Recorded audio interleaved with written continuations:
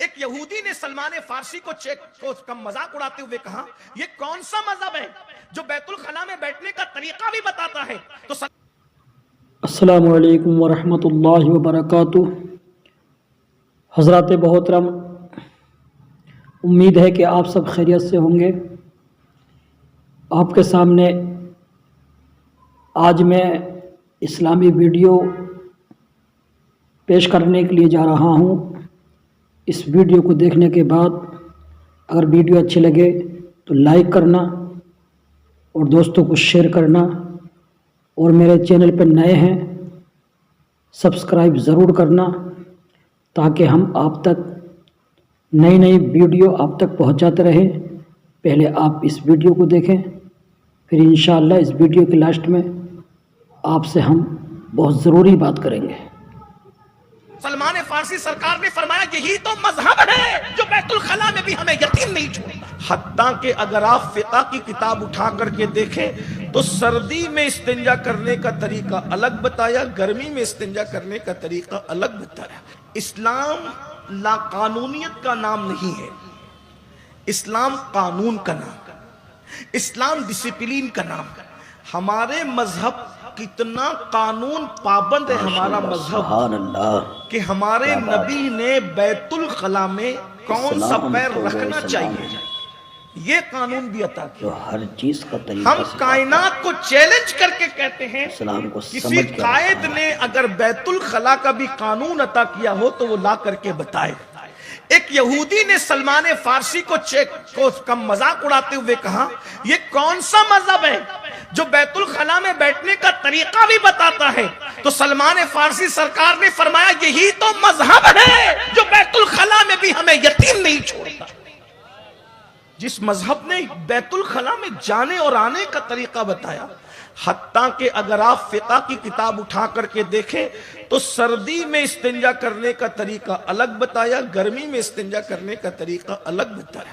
اگر مائک پر نہیں ہوتا تو میں آپ کو بتاتا کہ اس کی حکمتیں کیا ہے، لیکن وہ اس وقت نہ اس کا وقت ہے نہ ٹائم ہے، بچے بڑے مرد عورتیں سب سنتے ہیں، اس لیے میں اس کو یہاں پر بات نہیں کرتا۔ آپ اپنے علماء سے جا کر، مفتیان کرام سے جا کر، میں سب کے نام تو نہیں جانتا، ہمارے حضرت علامہ ہمارے بھائی مفتی منظر اشرفی صاحب یہاں پر موجود ہیں، اور بھی علماء موجود ہیں، سب کے نام مجھے نہیں پتا، لیکن آپ ان سے پوچھیں سردی اور گرمی میں استنجا کے احکام بدل کیوں جاتے ہیں تو وہ آپ کو بتائیں گے کہ سردی میں جلد سکڑتی ہے تو احکام الگ ہو جاتے ہیں، اور گرمیوں میں جلد جب وہ پھیلتی ہے تو احکام الگ ہو جاتے ہیں۔ دیکھیے اسلام کی باریکی کا، سائنس کا تصور اور خواب جہاں تک نہ پہنچ سکا، اسلام وہاں کی بات 1450 سال پہلے بیان کر چکا۔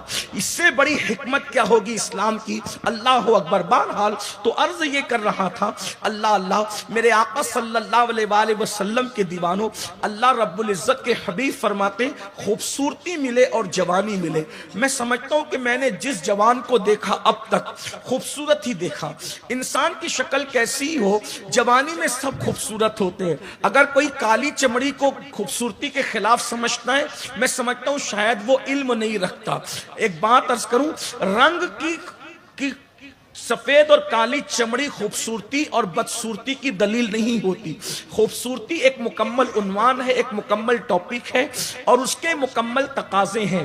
ناک، آنکھ اور رخسار اور پھر ساری چیزیں ایک اپنی جگہ ہے۔ ایک بات عرض کروں، قدرت نے انسان کو جو اعضاء دیے، اسی نہج پر قدرت نے کچھ پھول بھی پیدا کیے، اور آپ دیکھتے جائیں، مثال کے طور پہ نرگس کو دیکھیں، انسان کی آنکھوں کو دیکھیں، سنبل کا پودا دیکھیں، انسان کے بالوں کو دیکھیں، انسان کا رخسار دیکھیں، گلاب کا پھول دیکھیں، انسان کے ہونٹ دیکھیں، اور اس کے بعد لال بدخشاں دیکھیں، تو آپ کو پتا چلے گا کہ بہت سملر معاملہ ہے، بہت ملتا جلتا معاملہ ہے۔ بلکہ اگر یوں آپ سے عرض کروں کہ اللہ اکبر کس طرح سے یہ سملر ہے آپ کو بتاؤں، بلکہ کہیں کہیں لال بدخشاں کسی کے ہونٹوں کے سامنے ہینچ معلوم ہوتا ہے، کہیں کہیں سنبل کی नरमी, किसी के बालों को के सामने जो है वो शर्मिंदा शर्मिंदा नजर आती है। किसी दिन अगर चांद को जमीन पे बुलाने का इख्तियार हो तो हम बुला करके कहें कि आओ जरा हमें भी देख लो और हमारी कौम को भी देख लो, तो शायद चांद 14वीं रात में चमकने का शऊर ही भूल जाए।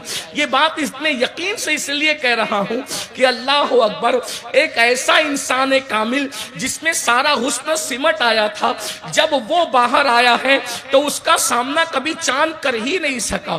और मेरे इमाम के कलम से यूं बाहर आया, आसमां गर तेरे तलवों का नजारा करता, रोज एक चांद तसद्दुक में उतारा करता, और छुप गया चांद न आई तेरे दीदार की ताब, सामने गर कभी होता भी तो सजदा करता।